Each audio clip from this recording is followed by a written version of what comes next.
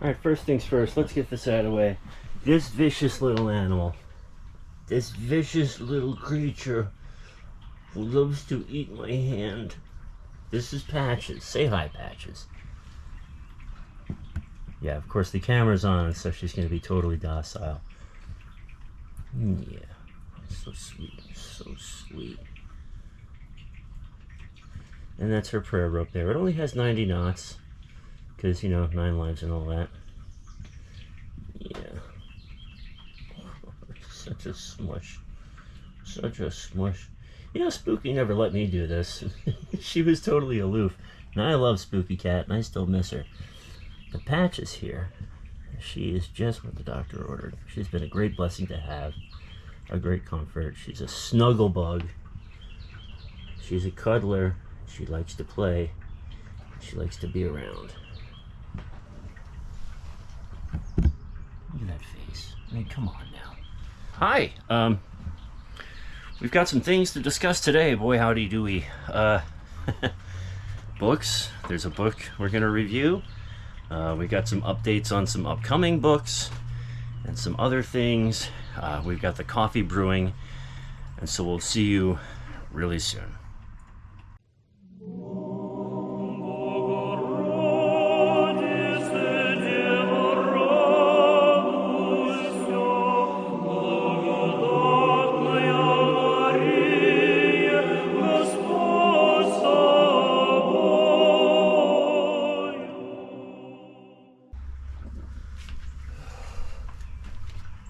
Gads.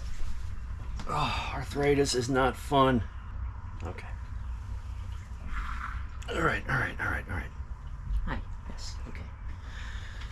Christ is risen. Indeed, he is risen. Welcome back to Orthodox Review, the most uneducated educational program here on the internet today. I am your host, the guy with 1.5 thumbs, Raphael. And we got a couple things to talk about. We got a book to talk about. I haven't even come up with a title for this episode yet, so you're going to be just as surprised as I am. First and foremost, yes, blessed Pascha to everyone. It is bright Friday at it's about 9:03 in the morning. I meant to record this a few hours ago, but I had to charge the GoPro. Anyway, so you met Patches. She's a pip. Keeping an eye out.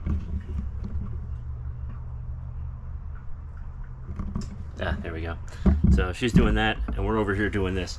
So first and foremost, as always, huge thank you to my Patreon supporters, channel members, channel subscribers, people that occasionally throw me a couple bucks in the tip bucket. It makes a world of difference, and you all are angels in the flesh, and I do pray for you every day. And I ask that you keep me in your prayers. And especially, I would like to ask you to, I know we talked about in the last episode, prayers for those suffering from cancer. It's kind of a thing over this way. And so there was another YouTuber who just recently rediscovered Christianity. But anyway, he's suffering from cancer. Grimdark Half Off is the name of his channel. Go check him out. It's pretty cool stuff. But he's going through the ringer right now, so prayers please. If you would like to support the channel, links are below. I say I don't care. I do care, but I don't care. That's not what this is here for. So in the news, before we get into the book, in the news, I did a community post the other day where I had made some AI generated images of the prompt I used was Russian Orthodox cat at Divine Liturgy, and I just kind of left it at that. Oh, and I asked it to use an 80s comic book style.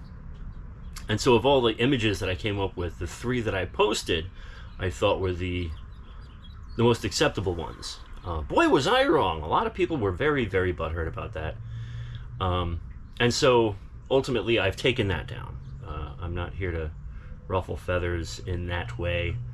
And if people are really that upset about it, you know, just forgive me. I got rid of it. But the pictures of actual Orthodox cats are still up there. So in book news, so The third edition of the Anthologian will be shipping, as of the recording of this episode, will be shipping in about 2 weeks. The printer is having a bit of an issue with the goat skin or lamb skin covers, whichever one of those animals they're going with the skin. So it's just kind of holding up just a little bit. And the St. Tikhon Psalter, they were hoping to get it shipped in time for Pascha. That did not come to fruition. They're waiting to get everything together because they also have the new printing of the prayer book as well. That's in with that order. So hopefully soon. Father Michael has been really patient with me with all the questions I've been asking him over the past few years. So just be patient. I'm actually very excited for it. Despite the pre-release video I did, I am excited for it because there are going to be some things in this Psalter that I think are going to be good for everyone. And really, it is time that the OCA had their own. Rocor and the Antiochian Archdiocese, they pay a hefty amount of money to use that translation from Holy Transfiguration Monastery. Licensing, it's a thing. So, the OCA has been working on this for a long time, and it's really something that should have been done years ago. But so, stay tuned. That's on its way.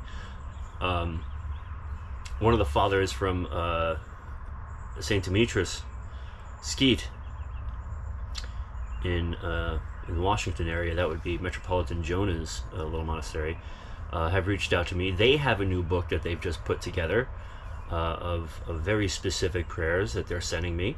So we'll have that. I would imagine that'll probably arrive in the mail today, if not tomorrow. So that's what's coming up. That's what we're waiting on. Fun fact, right across the street from here, out, and meaning, the side street that I'm on and the church, is the North Campus of the local community college, where they have their driving school for 18-wheelers. So I get to hear that a lot. At any rate. Okay, so let's get into the book that I want to discuss today. In the truest sense of the word, a perennial favorite for me, because it's something that I try, to varying degrees of success and failure, to read every bright week. And it is Pascha Transforms Wolfman Tom. This is published by St. Anthony's Monastery out there in the desert in Arizona. You know the place, they're based. It is a very short read. How many pages total altogether? We're looking at 57 pages, and that includes the introduction. So the text proper starts on page 9. So it's a short read. You can read it in about an hour. And actually, if you're not a reader, there's a fellow named Thaddeus that did an audio recording of this last year, and there will be a link to his video. I'd like to shout him out. Apparently, we've got something like 91 mutual friends on Facebook. Yes, I'm on Boomerbook, but whatever. Anyway, so he's out there. So let's talk about this book and a few of the finer points of the book. Now, some of you have probably read this already, and if so, good on you. If you haven't, and you don't feel like spending the money, go get the audiobook, but I'm pretty sure this is somewhere in the $10 range. I'm sure I'll flash a price up on the screen. It is a true story. Now, of course, the main crux of the story here is that this wild man, this absolute maniac, has a conversion experience on Pascha, and goes on to lead a saintly life. And it is a beautiful story. In the introduction, it says that, it's very difficult to read this and not, be brought to tears.